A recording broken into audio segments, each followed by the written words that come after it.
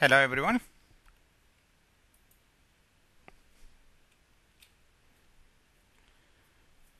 Welcome to H2K Infosys.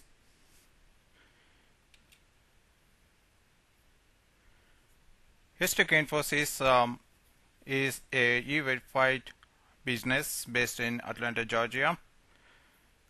We provide different training programs on different technologies. We have the classroom as well the online software training programs. We also have the cloud test lab where the students can access our lab machines and continue their practice, and also they can do the project works. And also we do have the mock-up interview sessions happens twice in a week on every Tuesday and Thursday, where the people come and discuss how is the market, where are the job openings, and how to face a job interview. It's mainly a group discussion. The people share their knowledge, and the people who already working in the field, they come and share their experience. And that's a very common platform where the people share and gain the knowledge.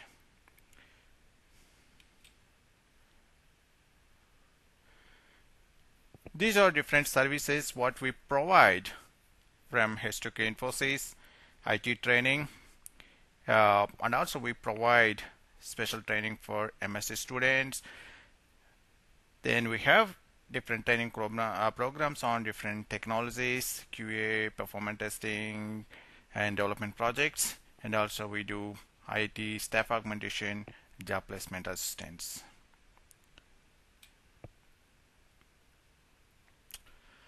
These are the different training programs from testing, automation testing, performance testing, and the different other testing like SAP, mainframe, Webservices, JUnit, and IBM Rational Test Manager.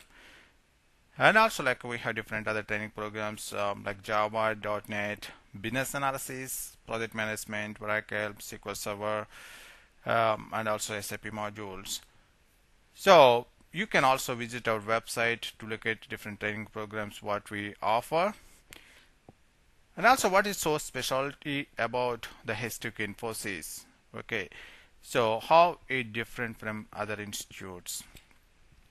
So if you look at this slide, there basically like we do things in a different way. Every class is a live class. You are going to face the faculty. And also we provide different training programs, mainly job orientation. Okay, and also as I mentioned before, like we do have these mock interview sessions, and also we have this material and software that's provided upon your enrollment. And also we provide step-by-step instructions how to install software on your system, and also you can access our lab machines remotely from your home using cloud technology. So these are some of the things what we do to facilitate our students to do online job trainings, so that you can feel convenient to take these trainings from your home. All right. So today's presentation is mainly focused on automation testing projects. I hope you people might have heard about automation testing using QTP. So what is this? QTP is a functional test automation tool from HP company. When it comes to this test automation projects, we develop the scripts. Okay, I think a few of you might have heard about the record and playback feature of these automation testing tools. Then the big question is, okay, why not we use that record and playback feature? Is that not sufficient for you to develop the scripts in real-time projects?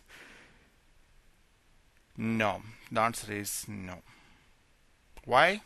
So if you look at this slide, so these are the basic questions, right? So what are the scripts that you're going to develop, or those scripts are reusable? Or can I make the piece of code for login to use in any other script? So yeah, I develop a script for login. Can I use this login script into a reservation script? Or what are the scripts that I develop? Is that, can somebody understand better? Or the script easily maintainable? Okay, how easily I can maintain my scripts? So these are the basic questions, right? And then that is where the framework came into the picture. So these are the questions that basically addressed by the framework. How? Okay, we're going to look at some of these features in this data-driven framework. What is framework? It's a set of guidelines. Framework is nothing but a set of guidelines.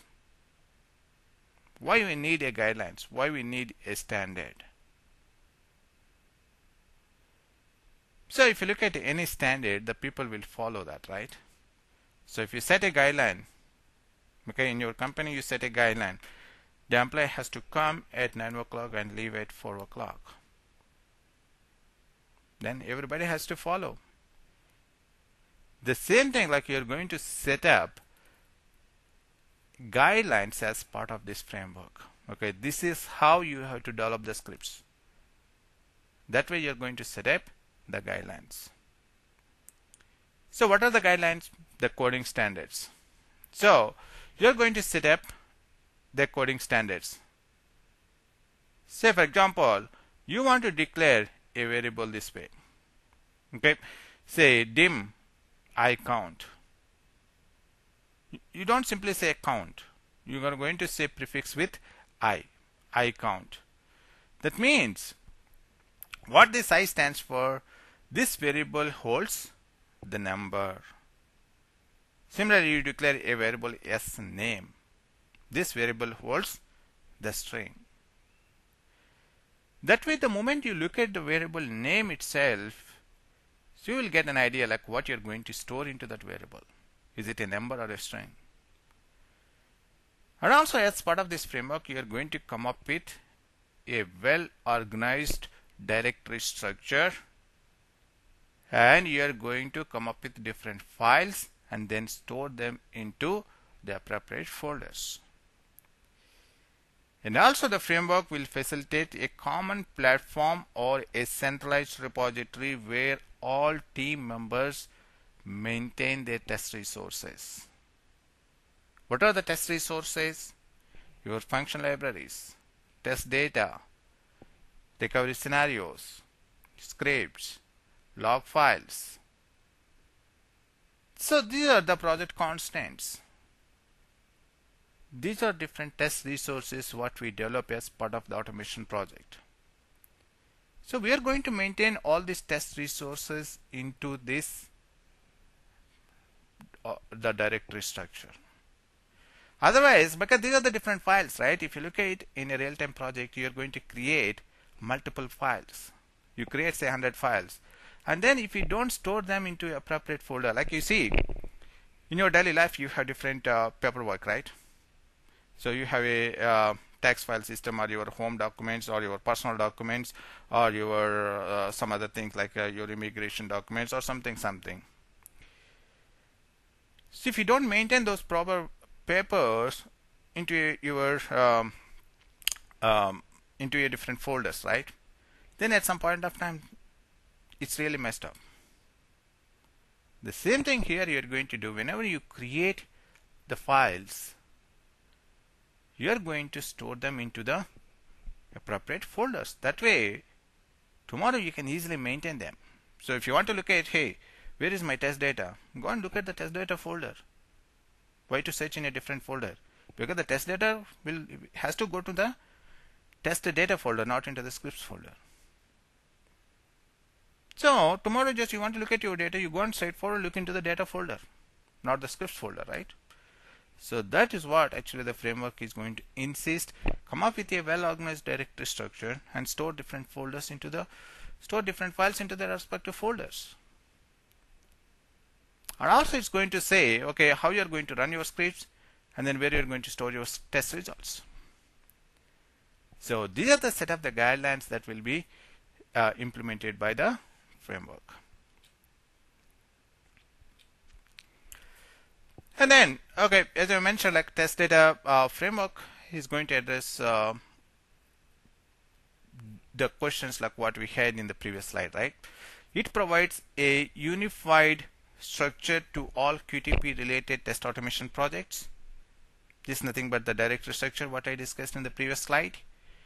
And also it provides a platform for ease of your test automation development and maintenance. And also it reduces the time required for your test automation. Okay, not everybody is going to develop a login script.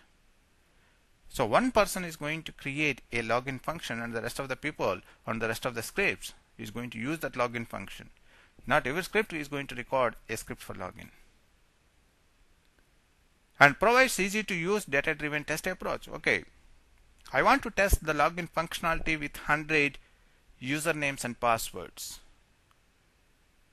I want to test the login functionality with 100 data sets. So how can I do that? Okay, so you're going to create a data file in Excel sheet. You provide all 100 usernames and passwords. The script is going to read this data from Excel file and the execution will be done. And the script is going to say out of these 100 usernames and passwords, how many passed and how many failed. That is a very powerful feature of automation, data-driven testing. And minimize the effort to maintain the test scripts. Because you are going to make all these reusable components as part of your function libraries that drastically reduce your maintenance. All you have to maintain is your functions, not the scripts. Okay. Alright, so now let's today's framework what we're going to talk is the data-driven framework. So I'm going to show you how you are going to prepare your data and then how the data drives your scripts. So in this framework, mainly the data will be maintained in separate Excel files and the scripts reads this data dynamically from Excel. Okay, so I'm going to show you that part and then we will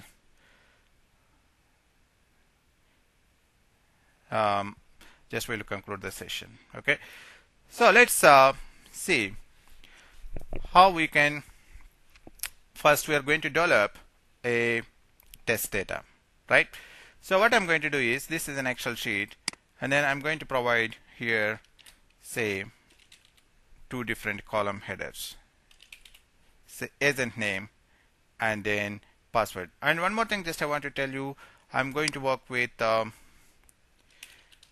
flight application. So I hope you people are familiar with the sample application that comes with QTP. That way I took that application instead of taking some of your time to explain a new application, because you people are familiar with this flight application. So that's where actually I'm trying to go ahead and explain you this data-driven framework, how it works on this flight application. So this is what actually I'm talking about, this flight application. So if you go to C programs and then HP Quick Test Professional and the sample applications, this sample applications and flight, right? So you're familiar with this flight application.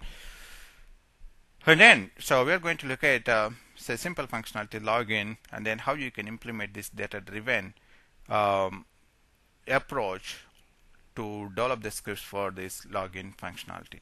Okay, so this is the agent name and password. I'm going to create two different column headers in my Excel sheet. This is nothing but your test data Excel file. Okay, so I'm going to enter say different agent names and passwords. Okay, anyway, the password for this application is always the Mercury, but you can provide different agent names, right? So okay, I'm going to come up with, say, initially to start with say 4 different agent names, and then the password is of course the same. Alright, so this is the agent name and password. Anyway, this is the column header, right? So for your information, let me bold this one. Okay, so this is the column header, and then let's save this Excel sheet into a folder. So I'm going to save this into the C drive. Okay, C.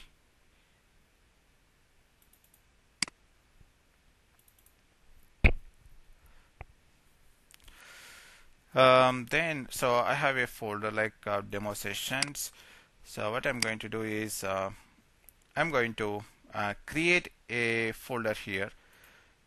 So the folder name is, I'm going to keep this test data. So this is what actually the directory structure what I mentioned in my presentation. You're going to create different folders, and then you're going to store the appropriate files into the folder. That way you don't have any confusion tomorrow. So this is a organized directory structure, and then I name this Excel sheet as data Excel sheet. Okay, so that's the Excel file name, and save it. Alright, so we're done with the data file, right? And then so I'm going to minimize this Excel sheet, and the next thing is I'm going to open QTP. In the meantime, let me minimize this my PowerPoint presentation also, and then I keep this login window on one side, and then the QTP the other side. Okay, so this way I go ahead and create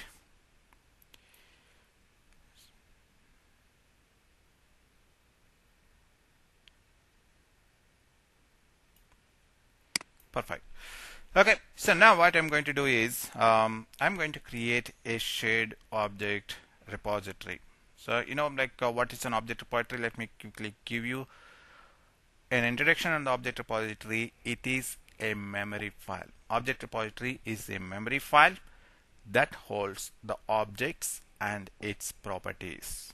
Okay, object repository is a memory file that holds objects and its properties. What are the different properties that will be stored in the object repository? The logical name, and also what is the type of object. Okay, and also you have one more question, because these are the very popular questions in the interviews. What is an object repository file? It is a memory file that holds the object properties. What are the properties that will be stored? The logical name and the physical description. Physical description is nothing but what is the type of object.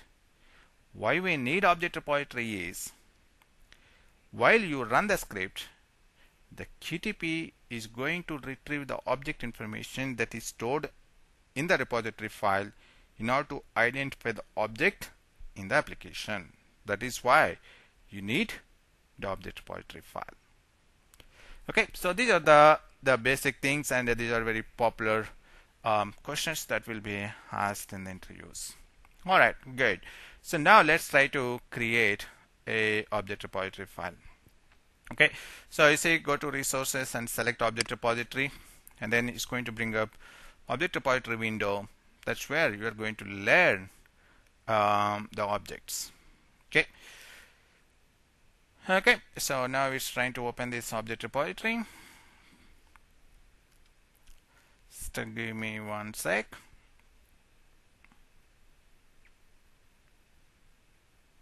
Good. So now we got this object repository window, and then I'm going to learn the objects.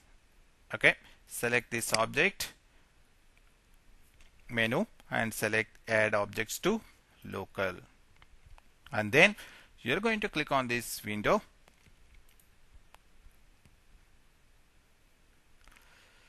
Alright, and then so you're going to say get this login dialog here, and then click OK. You see now it's going to select the default object types. Say click OK, and now whatever the objects that you see, what are the different objects like agent name text box, password text box, image, and these are all the different buttons, right? All these things gets added to the object repository. Fine. So you see now the objects gets added, and now I'm going to expand this one. Okay, you see now, so it add all these objects to the object repository. This is what actually I mentioned. Object repository file is nothing but it's going to store the objects and its properties. On the left side you see the object collection, and on the right side you see the object properties. So if you select say agent name, then what it says, so what is that the name of the object, and also what is the type of object.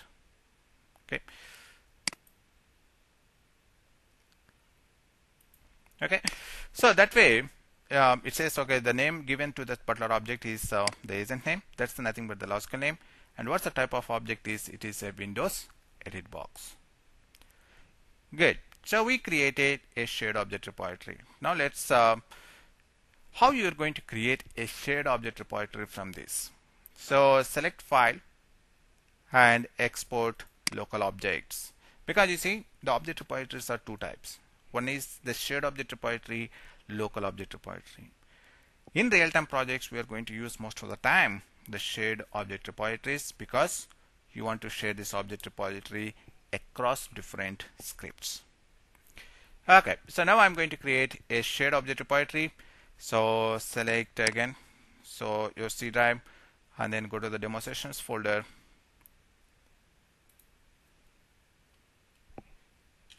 Okay, demo sessions folder, and then I'm going to create a folder here. Say we created one test data folder, right? Now I'm going to create say OR folder, that is object repositories, where I'm going to store all my shared object repositories. So just double click on this folder, and then so that sorry, I selected a wrong folder. Should be OR folder. Alright, so here we go, and then I name this say OR underscore login. And also you remember as part of this coding standards, we also follow certain naming conventions. Those are nothing but how you name the different files. So here I name this like OR underscore login. That says something. Okay, whatever the name that you give, it should say something. Okay, this is an object repository for login. Okay, and then save this file, and that extension is .tsr. That's also kind of interview questions. What is an extension for object repository? Good. So we created object repository, and now I'm going to close this. Now the next step is okay, anyway I can close this application also, but anyway that we can do that later also. Now I'm going to create a test, right? So go to the test folder, and whenever you do the scripting, so you just follow those coding standards and then complete your scripting.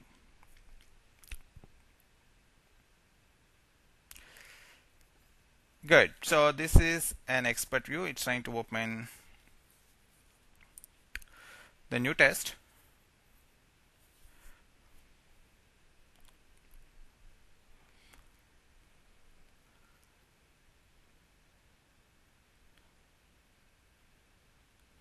And so I'm going to look at this expert view. Okay, so now the first thing while we do the scripting, so obviously the first thing I'm going to do this option explicit. That's how actually like I prefer to go with this option explicit whenever I do the scripting. So what it's going to do, and also as part of this coding standards, you also do the lot of documentation. So what's the documentation? So that tomorrow somebody can understand your script while looking at the comments, while looking at the documentation. And also, yeah, that's what, remember, automation project is also kind of a development project. So you have to follow those coding standards. So this is anyway like force the tester to declare the variables, right? Option explicit. Then so this is what the regular scripting. So first I'm going to come up with the script template, and then I can load any function libraries, if any, in the scripts. And also I can declare any variables. So this is the standard template like what we do in the projects. So declare variables, and then so now you can import data from Excel, right? Then so you're going to go to do the scripting part. So these are the things. If you have any any function libraries, you can load them. If you want to declare any variables, you can declare them, and then so you can also import data, right? So now what I'm going to do is I'm going to use data table object. Say data table dot data table is an object, and it is going to have different methods. So what's the method I'm going to use? That is import. You see, import method. I'm going to use import method, and then you see what's the argument for that method? It's file name. So now I'm going to put the file name. So that's nothing but your test data Excel file name with path. So I'm going to provide. Okay, so this is okay. So this is the file name, and then the Excel file with path, that is data dot XLS. Okay, that's it. So you got your data from Excel to the data table. Data table is nothing but, you are familiar with this data table feature, right? It's nothing but a Excel sheet in QTP environment. What you are trying to do is you are trying to bring the data from your Excel to the data table Excel, or sorry, QTP Excel. That's how actually you're going to import data, and now you can do the scripting. So how you're going to do the scripting? So obviously the first thing what you're going to do is you have to open application. For that we use SystemUtil object, SystemUtil dot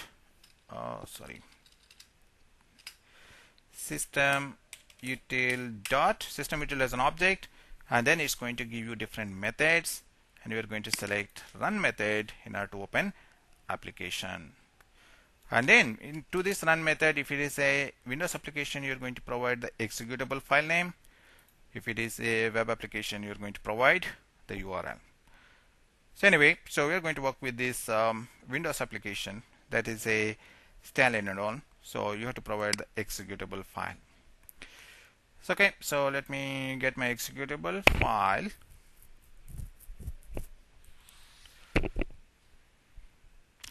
Alright, so this is my application executable file. Say copy and then paste it here. That's it. That's how actually you're going to open your application using SystemUtil object, and then next part is the login, right? And here, so you're going to use this object repository. So if you go to this available keywords, that's a very user-friendly feature in QTP. So all you have to do is it's going to bring up all objects as the keywords. So you can simply drag and drop these objects into the expert view. It automatically generates the script. Okay, first I want to, the moment I open application, I want to set this as a name. And then after this, I want to set the password. Just drag and drop so that it automatically generates a line. And after that, I want to click OK button. Okay. Good. So now we got the script for login. And the next step is you want to pass the data, right? Okay, what is the data name you want to set? So here I'm going to use again data table object. Okay, so data table dot say value. Okay, so here I'm going to set some value, and then you're going to mention the column from your Excel sheet, because where you have this agent name, right? So that is the column name. So you're going to mention this column name here in the script. That's it. So that is going to read data from agent name column. And now the next step is you are going to provide this is the password, right? So the next one is the password column header from your Excel sheet.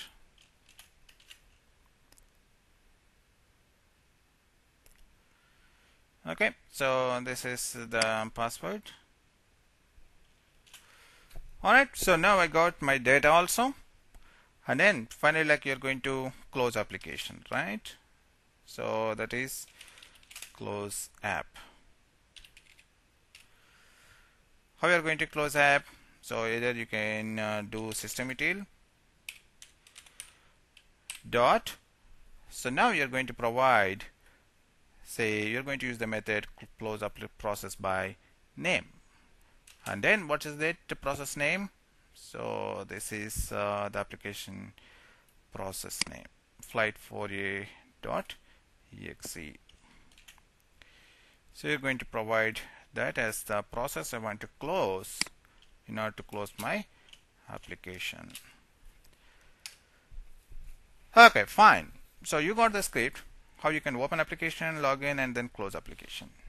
But you see, in the Excel sheet, you have 5 rows, right? So basically, like, you have to run the script in a loop. Then only it's going to run for all the rows. So that is where, so what you have to do is now, you are going to run this particular loop in a loop. So for that, you are going to get the row count from the sheet, from data table. Okay, so you're going to get, say, row count. So what's the row count? Data table. Okay, so data table dot get row count. Okay, so this is going to return like how many rows are there in your data table. And then this one I'm going to assign to one variable. Row count is a variable, and I want to store that number of count into this variable, and then I'm going to declare that variable. But don't worry about this, how you declare the variables, what's a variable, all that part. You please look at my other demo that talks where we talk the basic features of VB-script. There I'm going to discuss more of these VB-script features, like what's a variable, what's a data type, what are the operators. So please look at my other video on VB scripting. Alright, so now I got my row count also. Then what I'm going to do is, say I'm going to keep here for logic, for loop, and then I'm going to say for I is equal to 1 to, okay, for I is equal to 1 to, say, row count, and then I'm going to keep this entire piece of the code in this for loop, like, say, open application, login, and close application. All this code has to go within the loop. That's where I did the next after that.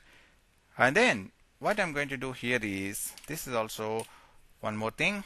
So go to next row in data table. Otherwise, like, what happens is it always going to read the first row of data. So that's where I'm going to say here data table dot set next row. Okay, data table set next row. What it's going to do is, each time it's going to do the next row of data. Alright, so that completes your script. That's it. That is how actually you can do the data driven script. And let's save this script. Okay. Um,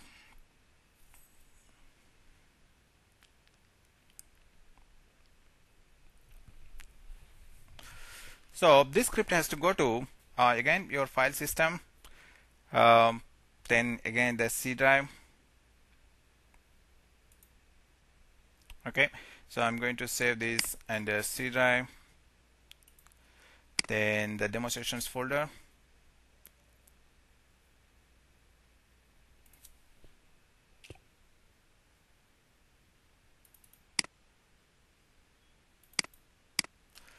Okay, then here I'm going to create one more folder like the scripts. There actually like all my QTP scripts has to go. And then I go and select this scripts folder, and then I name this script, say login. That's a QTP script name, and save it. Okay, so now what we're going to do is let's try to run the script. Let me close this application. Anyway, the QTP script is going to open the application. I need not worry about that part. And also, like say for example, initially like I want to run with say 2 rows. Okay, I delete the data and then save it. And before you run, make sure you close this Excel sheet. Otherwise, the script is going to complain saying that the script is already opened. So let's close this Excel sheet and then try to run the script and then see. Okay, so I'm going to run the script, and this is the results location anyway, so click OK.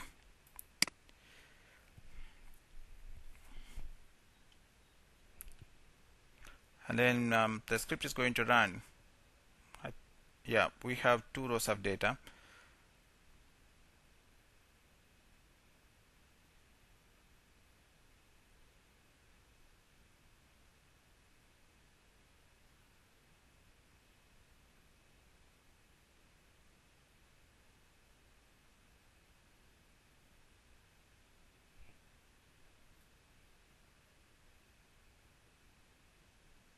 Okay, so start running, and then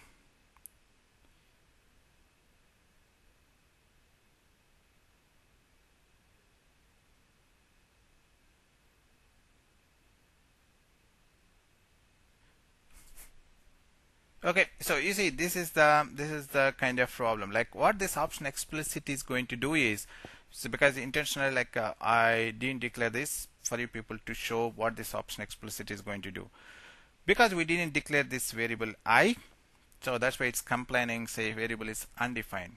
That's what, whenever just you use any variables in the script, it's a good way of doing the scripting. Please declare those variables. That's what option explicit will do, and it's going to point out, hey, that variable is not declared. Okay, so that's a good thing. So that you're going to declare those variables, and then you can make just correct your script and then run it again. Okay, so that's also one of the coding standards like what we implement most of the time. So declare all variables that will be used in the scripts. Okay, so let me declare that variable and rerun the script.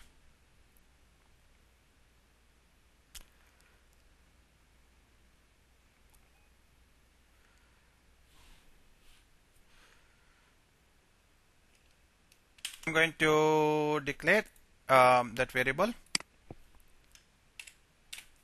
Okay, then so I'm going to run the script once again. Okay, just go ahead and run the script. Okay, so you got the concept like what this option explicit, right? It forces the variables to declare.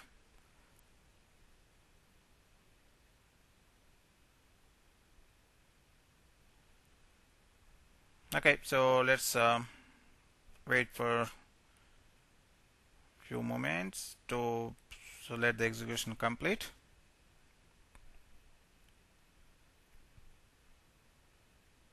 Okay, it started running.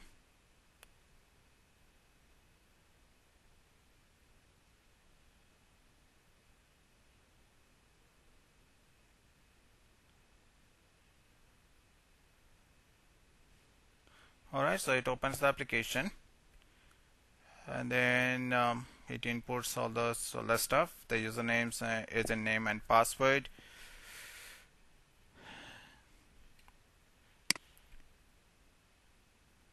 Alright, so it closed the application, and now it's trying to open the application next time. This is the second iteration.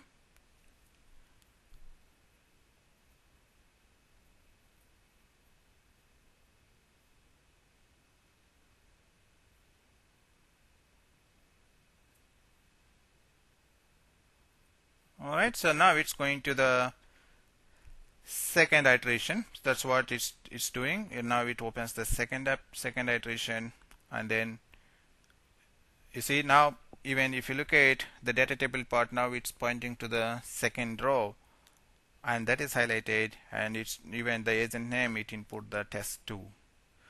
So that way just your script will run for all those iterations. And then okay, so that's how actually the script is executed. And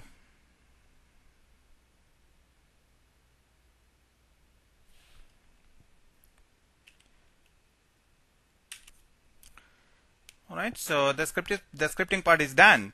And now what you can do is say tomorrow you want to run your script, right, with 100 agent names and passwords. All you have to do is just open this Excel sheet and then enter all these 100 agent names and passwords. No need to change any script, because the script is going to get all this data dynamically. So all you have to open this Excel sheet and then enter all these 100 agent names and passwords, save it, run your script. That is mainly the data-driven framework concept. The data is going to drive the scripts. Okay, so you input all your 100 agent names and passwords here, save it, run the same script. Alright, so that's what actually I want to share today as part of this data-driven framework presentation. And then if you have any questions about my video presentation, so you are most welcome to contact at this phone number, or this is our email address. If you have any queries also, like because we do have this QTP training sessions as well, so we are going to discuss all these features, and this is actually like the reviews, the feedback, like what the people says about our training programs. Okay, so you are most welcome for any kind of feedback on this video presentations, or if you have any questions about the training programs, you can also contact us either by phone or by email ID. Alright, so this is our website, H2KInfosys.com, and these are our email and phone contacts. Okay, so we have USA and UK contact. We do provide training programs all over the world. Okay, so that is what I want to share with you today. Thanks for coming. Thanks for your time. Hope you got something about the data-driven framework. And if you have some more time, please watch my other videos that talk about the keyword-driven framework and the VB scripting and all that part. All right. Thank you so much. Thanks for your time. Bye.